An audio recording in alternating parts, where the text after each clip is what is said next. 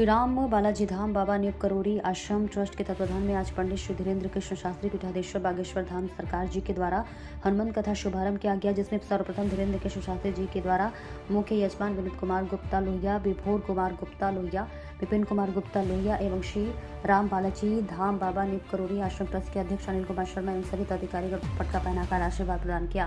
मुरादाबाद का नाम माधव नगर हो जाए।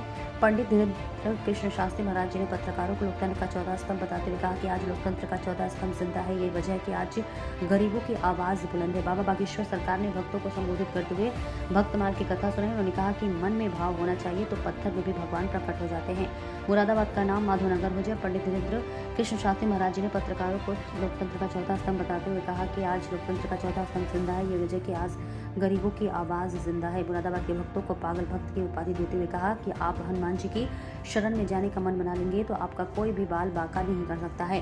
पंडित धीरेन्द्र शास्त्री महाराज ने कहा कि हनुमान जी महाराज संकट मोचन कहलाते हैं। जो इनकी शरण में जाता है उसके सभी संकट दूर हो जाते हैं।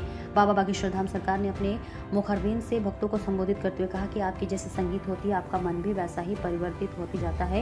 उदाहरण देते हुए कहा कि विभीषण ने प्रभु श्री राम के चरणों का सहारा लिया तो वे लंकेश हो गया और कर्ण इतना बड़ा दानी हो गया कि बाद में भी उसने दुर्योधन का साथ दिया तो वह अपने आप को तार नहीं पाया। लेकिन यदि आप भक्ति की राह पर चलेंगे तो आप में सद्गुण आएगा। उन्होंने कहा कि भारत को हिंदू राष्ट्र बनाने के लिए सभी को प्रतिबद्ध होना पड़ेगा।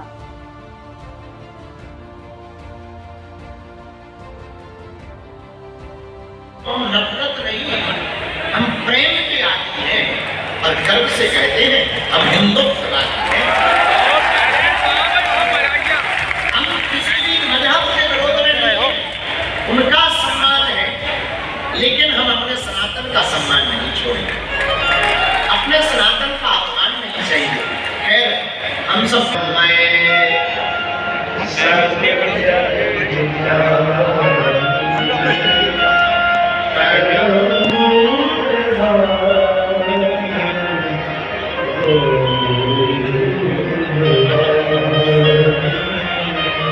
श्री राम जय राम जय जय राम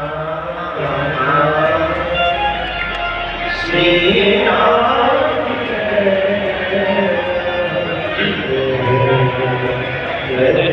साधु जी, हम लोग हनुमान कथा कहने बैठे हैं, सुनने भी बैठे।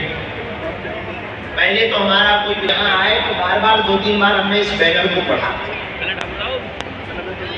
और हम लोग जब सुबह बैठे हुए थे हम आज इन बच्चों को चर्चा कर रहे थे कि हमें कथा तो करनी है, कौन सी चौपाई पर करनी। उसको चौपाइयों पर कथा बहुत जगह हनुमान जी ने कहलवा दी है, लेकिन बिना यहाँ का देखे अब तुम कहोगे गुरु जी तुम्हारे पास तो शक्ति है, सिद्धि है, तो तुमने पढ़ लिया हो। और सच बताएं हमने किसी भी सिद्धि का प्रयोग भी नहीं किया कि हमने अपने वाईफाई उठाया, इसको भी नहीं उठाया।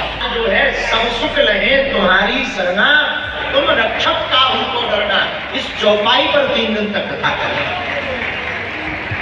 हनुमान जी साक्षी है, बहुत विनम्रता पूर्वक हम आपको कह रहे हैं। तो जब यहाँ आए हमने ये चौपाई पढ़ी तो हमें लगा कि हमारे मनोभाव के हनुमान जी इसी चौपाई के लिए संकेत करके चले गए। इसे अपना विलंब किए, इसी चौपाई पर हम लोग 3 दिन तक कथा को सुनेंगे। पहले चौपाई को गा लेते हैं, फिर